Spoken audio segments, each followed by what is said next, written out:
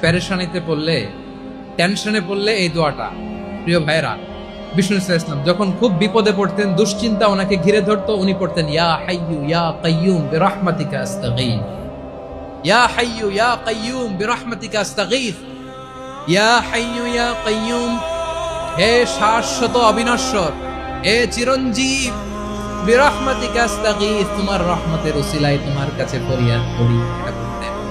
আবার আরেক বর্ণনায় এসেছে ইয়া হাইয়ু ইয়া কাইয়ুম বিরহমাতিকা আস্তাগীথ আসলিহ লি শা'নি কুল্লাহু ওয়ালা তাকিলনি ইলা নাফসি তারফাতা আইন। আসলিহ লি শা'নি কুল্লাহ, আল্লাহ আমার সবকিছু আপনি সেটেল করে দেন। আমাদের সব ঝামেলা সেটেল করে দিতে পারে কে? আমরা তো সেটেলমেন্টের জন্য এসপি সাহেবের কাছে যাই, ডিসি সাহেবের কাছে যাই, অমুক ভাইয়ের কাছে যাই, তমুক ভাইয়ের কাছে যাই। এই দোয়া পড়লে আরশের উপর থেকে আপনার ম্যাটার সেটেল করে দিবে কে? তাহলে পড়বেন ইয়া হাইয়ু।